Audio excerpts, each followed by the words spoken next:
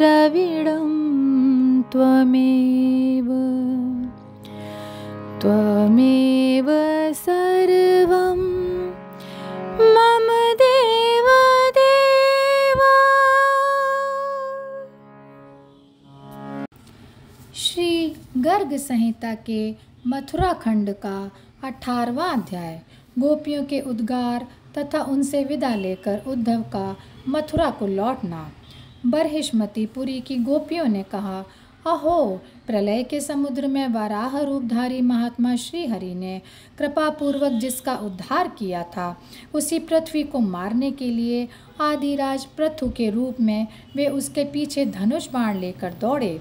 दयालु होकर भी वे निर्दयता के लिए उद्यत हो गए। अतः कभी कठोर होना और कभी कृपा करना इन श्रीहरि का स्वभाव ही है। लता रूपा गोपियाँ बोलीं, विश्व के वैद्य महात्मा धन्वंतरी पूर्व काल में अमृत कलश के साथ समुद्र से प्रकट हुए, किंतु उन्होंने वे अमृत अपने हाथ से नहीं बांटा, परंतु जब उसके लिए देवता और असुर आपस में वैर बांधकर युद्ध के लिए उद्यत हो गए, तब कलह प्रिय श्री हरि ने स्वयं मोहिनी नारी का रूप धारण करके वह सुधा केवल देवताओं को पिला दिया। नागेंद्र कन्या रूपा गोपियाँ ने कहा, दंडक नामक महावन में इन श्रीहरि को श्री राम के रूप में देखकर शूर्पणखा इन्हें अपना पति बनाने की इच्छा से इनके पास आई थी, किंतु लक्ष्मण सहित इन्होंने उस बेचारी के नाक कान काटकर कुरूप बना दिया। यह कैसी निष्ठुरता है? इसने इनका क्या बिगाड़ा था? समुद्र कन्या रूपा गोपियाँ बोलीं, जो प्रतिदिन सैकड़ों घरों में जाती और लोगों को सुख दुख दिया करती है, वह चंचला लक्ष्मी इन श्रीहरि के पास न जाने स्वकीया और सुशीला बनकर कैसे टिकी हुई है। अप्सरा रूपा गोपियों ने कहा, सखियों, इनके प्रति प्रीति करने से रावण की बहन को अपनी नाक और कानों से हाथ धोना पड़ा था, अतः इनकी बात छोड़ो। इन्होंने तुम्हारे ऊपर उससे भी अधिक कृपा की है कि नाक कान तो छोड़ दिए। दिव्य रूपा गोपियाँ बोलीं, ये राजा बलि से बलि लेकर सर्वेश्वर हैं और उन्हें बांध कर भी दयालु हैं। मुक्ति के नाथ होकर भी इन्होंने अपने भक्त बलि को नीचे सुतल लोक में फेंक दिया। इनकी कथा से आश्चर्य होता है। आदिव्या गोपियों ने कहा, पूर्व काल में शतरूपा के साथ मनुशांत भाव से तपस्या करते थे। उस समय दैत्यों ने उन्हें बहुत बाधा पहुंचाई। तत्पश्चात उन दयानिधि श्रीहरि ने आकर इनकी रक्षा की। पहले दुख देना और फिर पीछे आंसू पोंछना इनका स्वभाव है। सत्व गुणवृत्ति रूपा गोपियाँ बोलीं, भक्त ध्रुव और प्रहलाद ने पहले बहुत कष्ट पाया, तदनंतर उन्होंने कृपापूर्वक उनकी रक्षा की।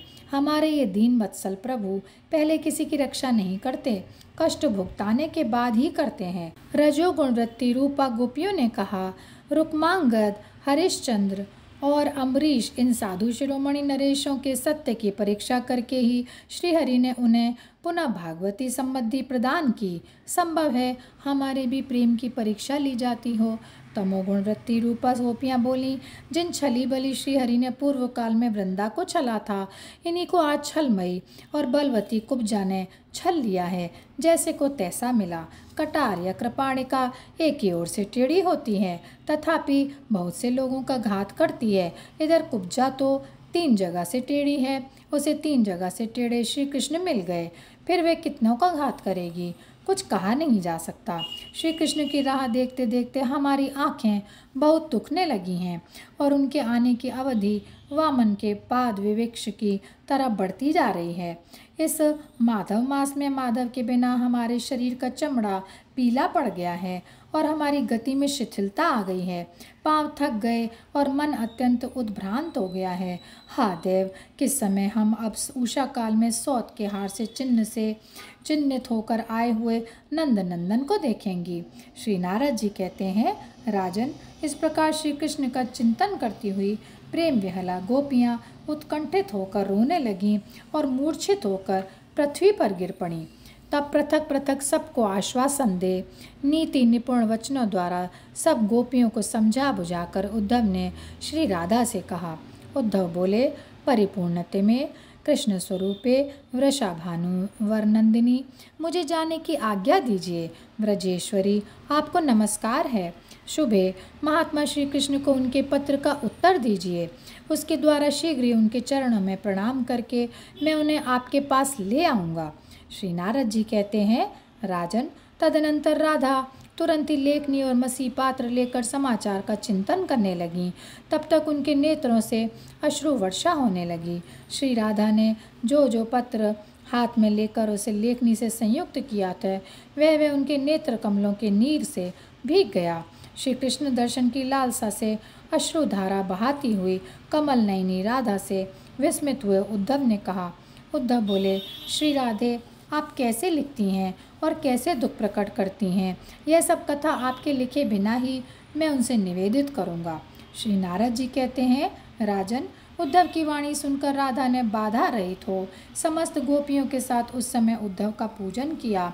तत्पश्चात परादेवी रासेश्वरी श्री राधा को प्रणाम कर उनकी परिक्रमा करके गोपीगणों से विदा ले सबको बार बार मस्तक झुकाकर उद्धव रत्नभूषण सहित उस दिव्याकार रथ पर आरूढ़ हुए। उनको अपनी बुद्धि और ज्ञान पर जो बड़ा अभिमान था वह सब दूर हो गया। वे संध्या के समय नंद जी के पास लौट आए।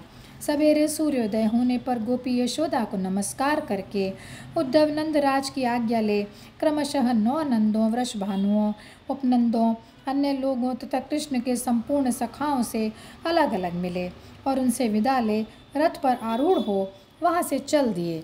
समस्त गोप और गोपियों के समुदाय उनके पीछे पीछे दूर तक पहुँचाने के लिए गए। उद्धव सबको स्नेहपूर्वक लौटाकर मथुरा को लौट गए। श्री कृष्ण यमुना के मनोहर तट पर अक्षयवट के नीचे एकांत स्थान में बैठे हुए थे। वहाँ उनको प्रणाम कर उनकी परिक्रमा करके बुद्धिमानों में श्रेष्ठ उद्धव नेत्र कमलों में आंसू बहाते हुए प्रेम गदगद वाणी में बोले। उद्धव ने कहा, देव, आप तो सबके साक्षी हैं, आपको मुझे क्या बताना है। आप राधिका और गोपियों का कल्याण कीजिए, उन्हें दर्शन दीजिए। मैं देव देवेश्वर श्री कृष्ण को तुम्हारे पास ले आऊँगा, ऐसी बात मैंने उनसे कही है। कृपा निधे मेरे इस वचन की रक्षा कीजिए। भक्तों के परमेश्वर जैसे आपने प्रहलाद और रुक्मांगद की, बलि और खटवांग की तथा अम्बरीश और ध्रुव की प्रतिज्ञा रखी है, उसी प्रकार मेरी की हुई प्रतिज्ञा की भी रक्षा कीजिए। और यहीं पर यह अध्याय समाप्त होता है। जय श्री कृष्णा, जय श्री कृष्णा, जय श्री कृष्णा।